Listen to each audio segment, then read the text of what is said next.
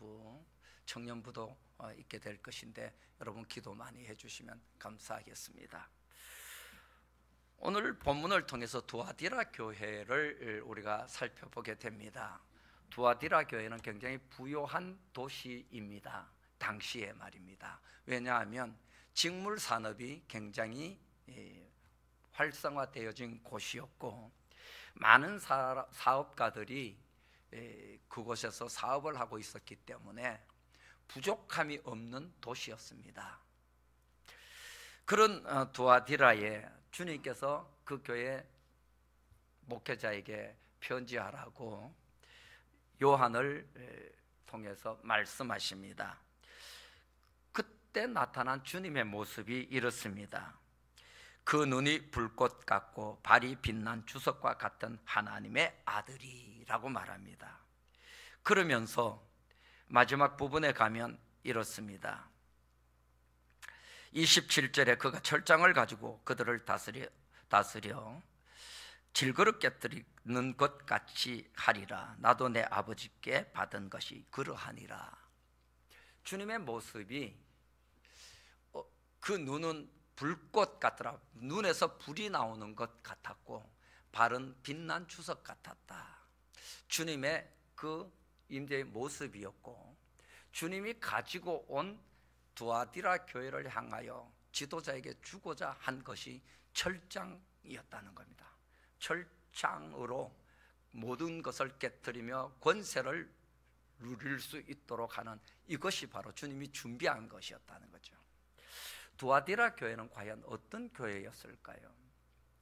상당히 부요하면 믿음도 튼튼하고 흔들리지 않을 것 같은데 가난할 때는 물질만 해결되면 내가 교회 빠지지 않고 잘 갈 텐데 어려운 일 있을 때는 어려움만 빨리 벗어나면 내가 정말 교회에 충성된 일꾼으로 잘 섬길 수 있을 텐데 이렇게 사람들은 늘 자기의 처한 상황이 제일 신앙생활하기에 힘들고 어렵다라고 생각을 한다는 겁니다.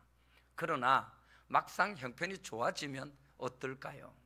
그러지 못하고 과거를 잊어버리는, 그래서 흔히들 하는 말로 개구리 올챙이 시절 모른다라는 표현들을 사용할 때가 많습니다. 한 시를 제가 접하고 여러분들과 함께 나누려고 합니다. 목사님이신데요, 윤삼열 목사님이십니다. 이 목사님은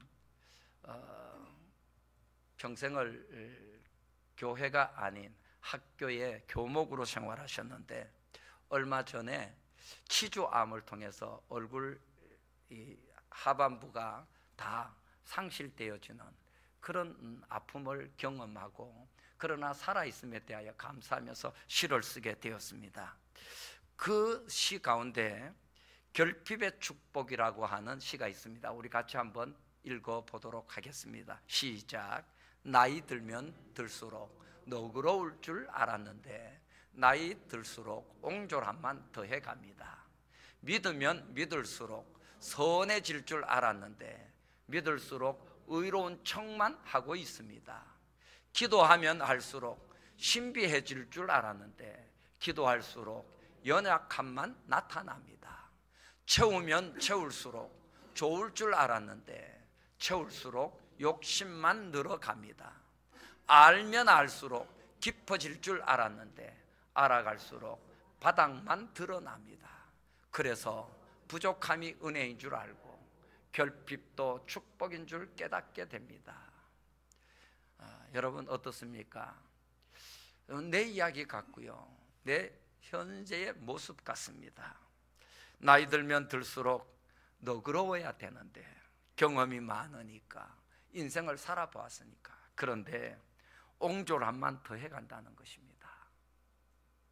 그 목사님도 건강할 때는 잘 몰랐던, 그리고 목사의 신분으로 살아갈 때 잘 몰랐었는데 아픔의 고비, 죽음의 고비를 맞닥뜨리고 난 이후에 자신을 돌아보니까 이런 모습들이 보였다는 겁니다. 과연 여러분 현재의 나의 상태가 최고의 은혜의 상태임을 잊지 말아야 할 것이고 감사함을 여러분 잊어버리지 않기를 바랍니다. 나는 이러면 감사 더 잘할 것 같다고요. 나는 이러면 당신 같으면 나는 더 열심히 하겠다고요. 아니, 지금 현재가 주님이 내게 주신 가장 은혜의 시간이요, 주님과 동행하는, 주님과의 만남의 시간이라는 것입니다. 창세기를 아침마다 읽습니다. 읽으면서 이런 것을 깨달았습니다. 아브라함이 하나님의 말씀을 듣고 소명을 받고 이제 가나안 땅으로 들어갑니다. 75세에.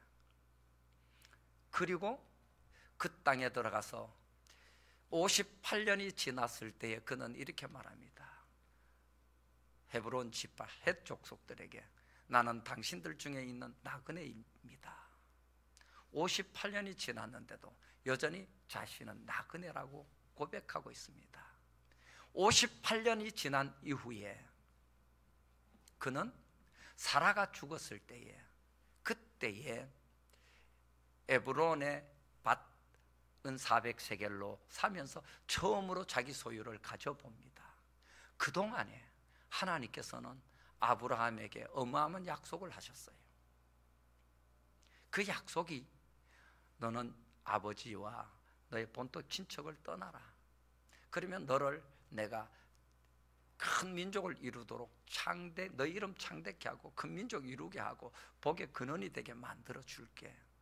이 약속 받을 때는 막 아마 뜨거웠을 겁니다.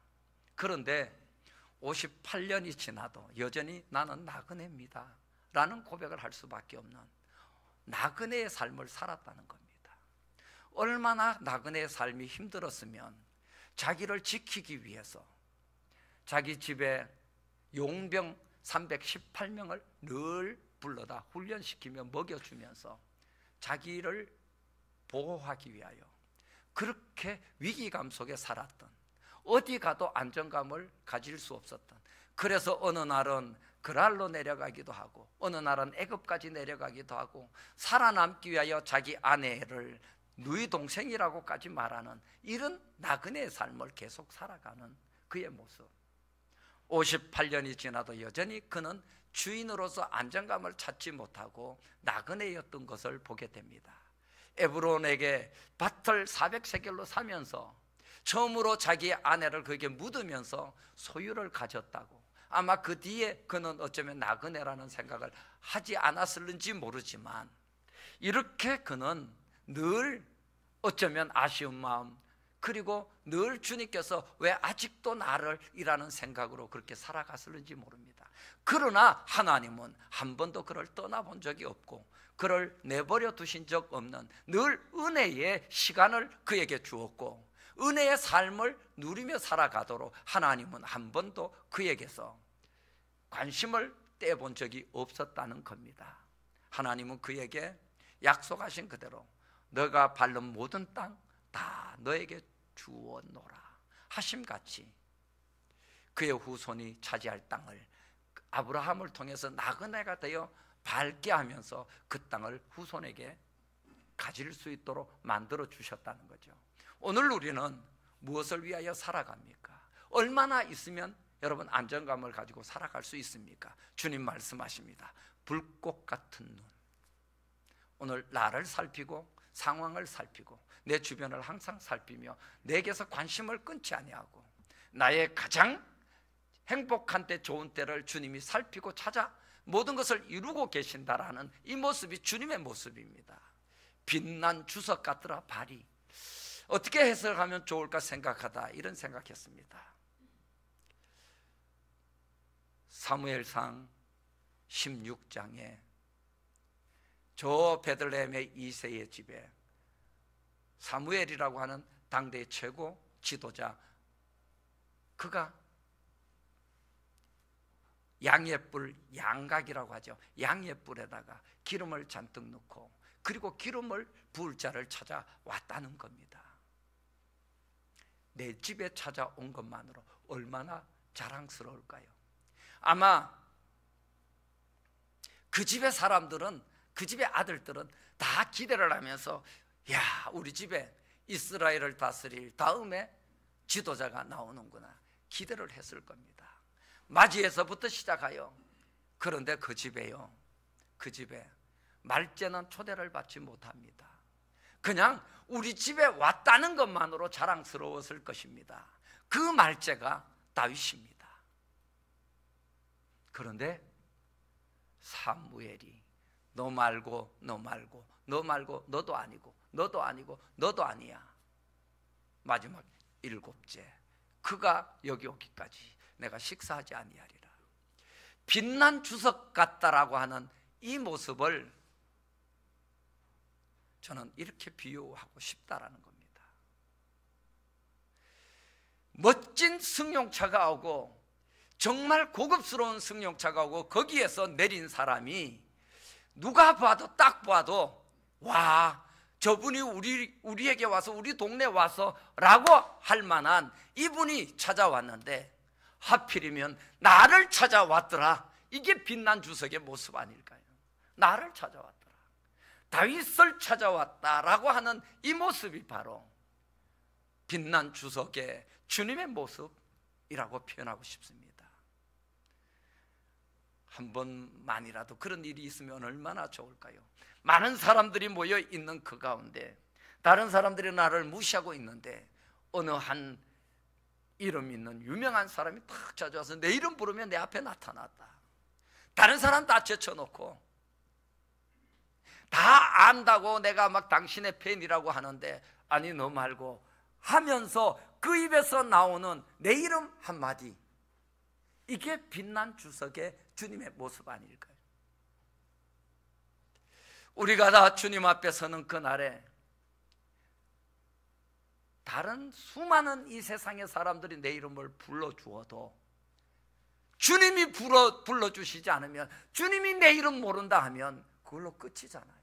그런데 세상 모든 사람들이 나를 몰라줘도 주님이 내 이름을 알고 내 이름 불러주시면 이게 주님의 모습이 빛난 주석의 모습 아닐까요? 아름다운 최고의 멋진 모습에 그 주님을 그 발이 빛난 주석 같다. 가장 부유하고 가장 빛나고 가장 영광스럽고 가장 명예스러운 그 모습을 그 발이 빛난 주석 같다라고 표현하는 것이죠. 이 땅에 발을 들여 밟을 수 없는, 정말 이렇게 떠받들고 살아야 될 그 모습을 이야기하는 것이죠. 이런 주님이 두아디라 교회의 사자에게 편지한다는 겁니다. 아니, 그냥 그대로 얘기하면 두아디라 교회에 찾아오셨다라고 표현하면 딱 맞을 것입니다. 그런데 두아디라 교회의 형편은 이랬다는 거예요. 다른 건 책망할 것이 없고 딱 하나였는데 자칭 선지자라고 하는 이세벨을 용납함이었다는 겁니다. 시작에 제가 이런 말씀을 드렸습니다. 두아디라는 직물 산업이 유명해서 부유한 도시라고요. 그 도시는 제대로 살아가려면 그 공업 도시에서 조합에 꼭 가입을 해야만이 됩니다.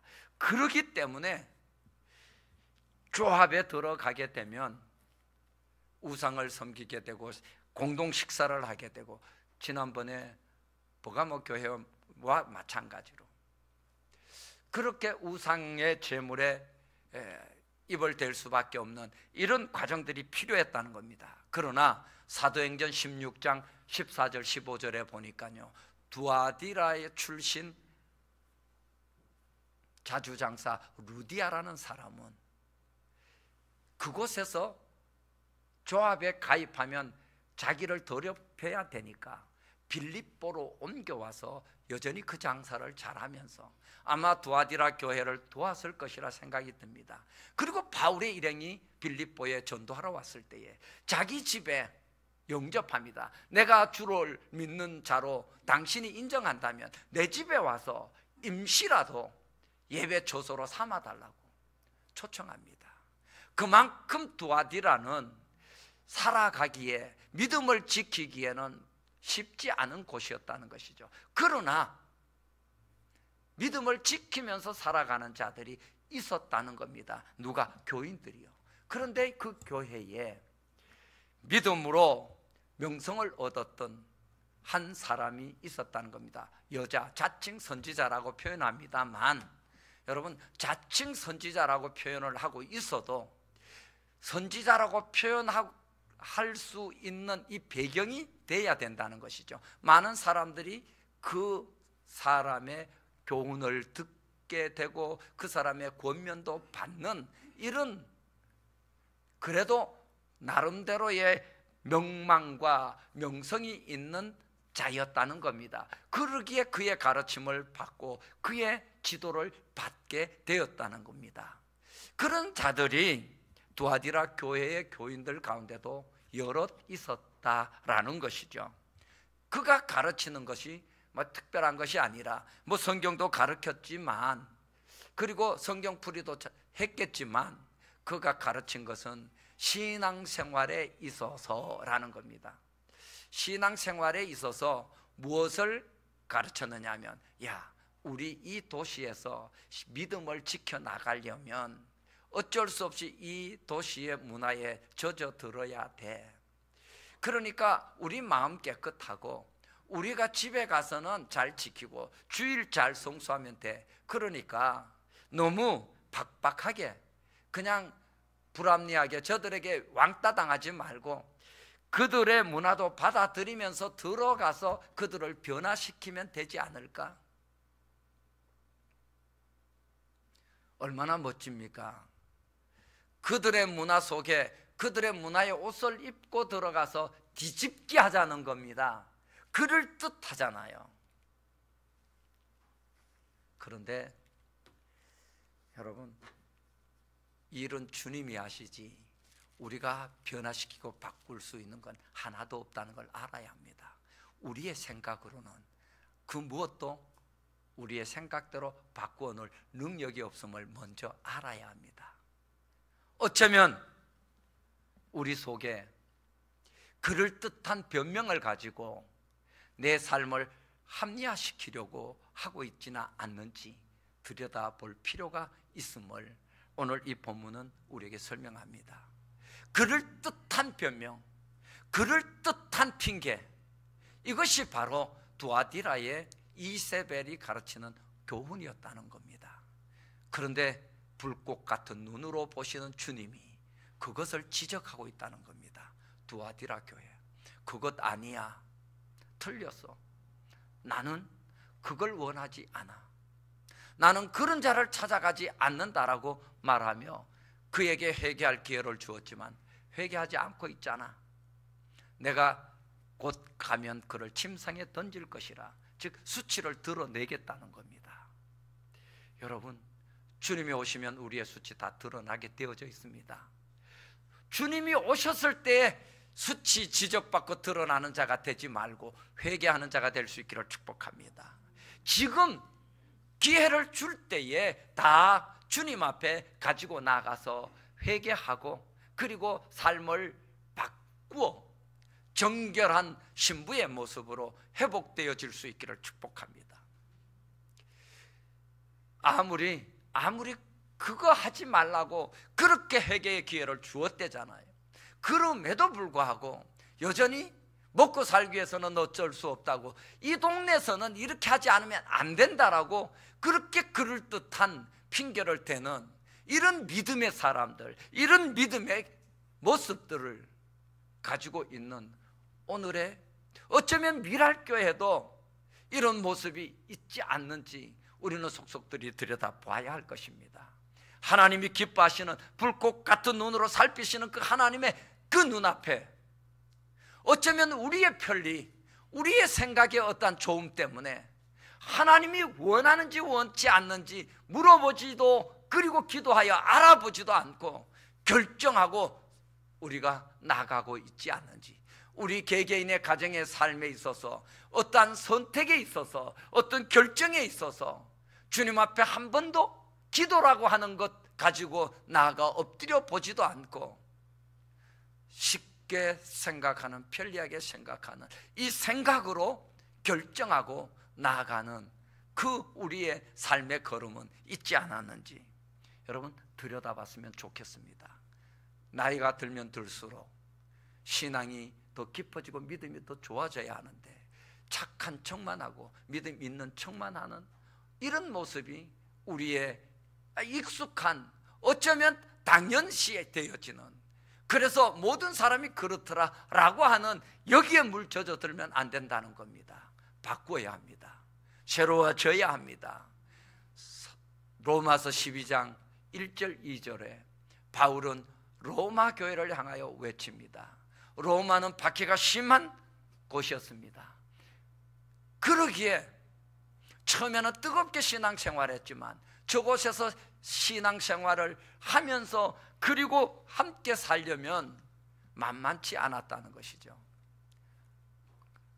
그래서 사도행전 18장의 고린도에서는 바울이 처음 만났을 때 아굴라와 삽비라를 만났다고 합니다. 로마에 살다가 박해 때문에 이거는 아니야, 여기서는 살려면 신앙 지키기 어려워하고 고린도로 아굴라와 삽비라는 내려갑니다. 그런데 로마에 남아있는 자들은 그럴듯하게 협상 타협하면서 살아가려고 하는 자도 있었고, 우리가 잘 알듯이 여러분 그 아주 유명한 영화 하나 나왔죠. 코바디스 도미네.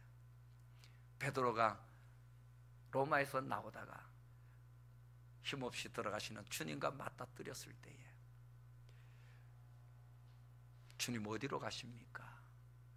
라고 하는 질문 앞에 주님이 이런 대답을 합니다. 네가 버리고 나온 그 로마에 내가 들어간다.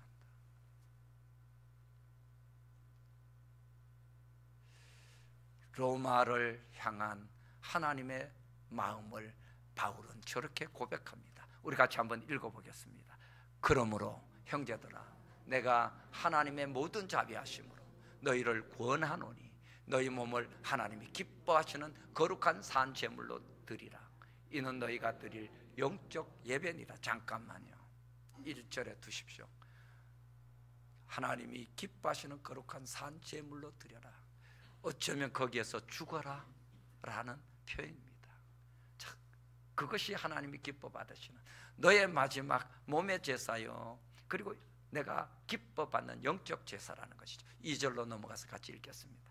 너희는 이 세대를 본받지 말고 오직 마음을 새롭게 함으로 변화를 받아 하나님의 선하시고 기뻐하시고 온전한 뜻이 무엇인지를 분별하도록 하라. 우리에게 주신 명령이며 또한 우리에게 주신 숙제입니다. 너희는 이 세대를 본받지 마라. 기도하고 하나님의 뜻이 무엇인지를 분별하는 은혜가 있기를 축복합니다. 마음을 새롭게 함으로 어떻게 새롭게 해야 될지를 살펴야 한다는 것이죠.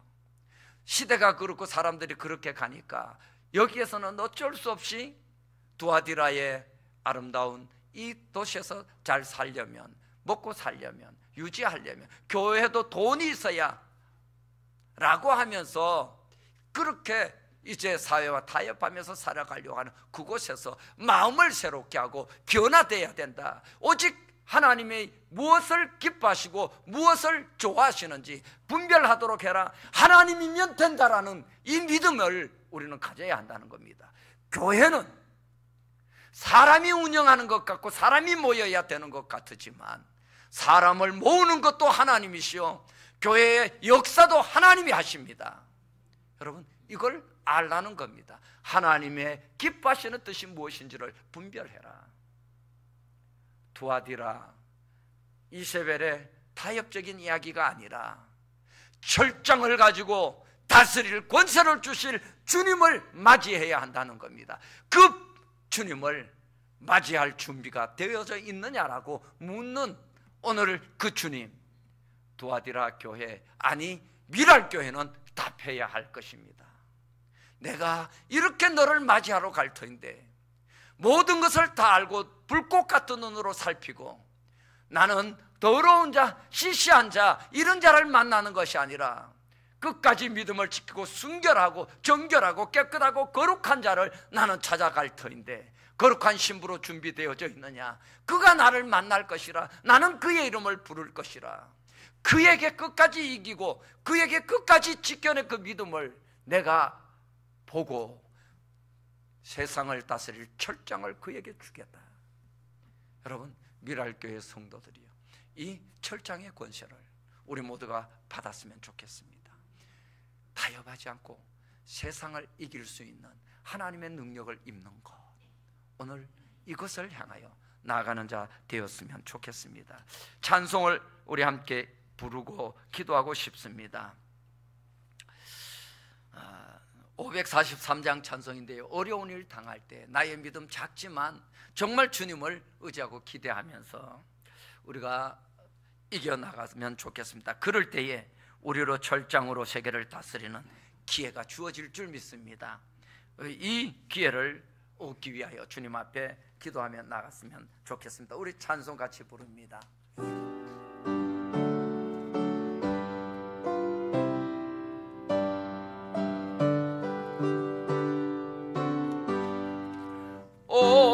어려우니 당할 때 나의 믿음 적으나 의지하는 내 주를 더욱 의지합니다.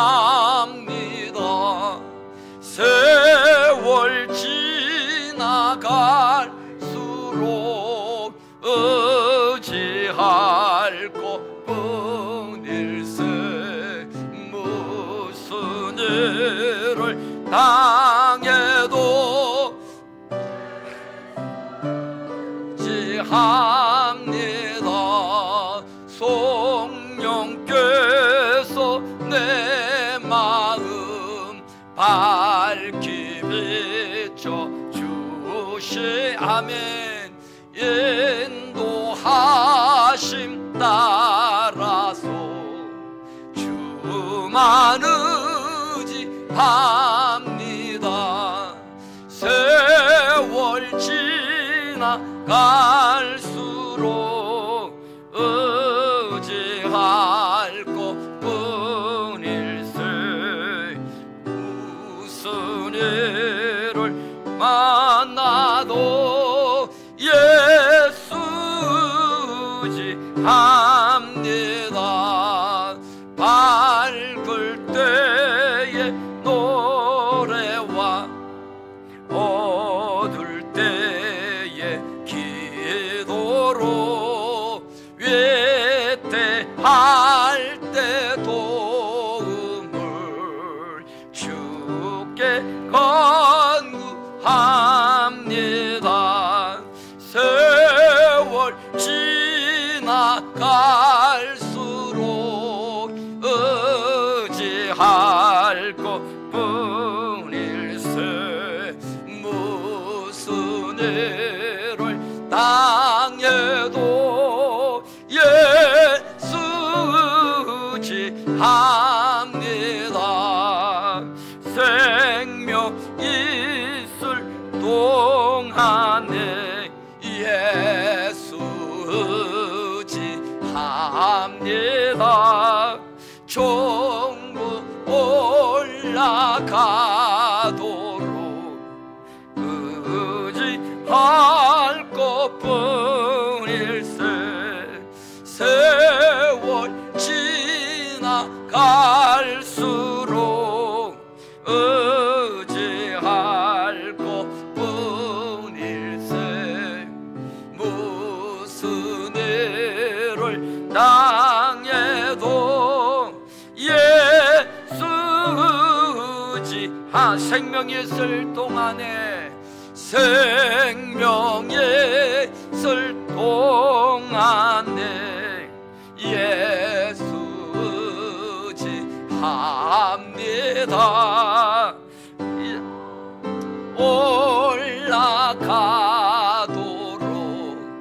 의지할 것뿐일세.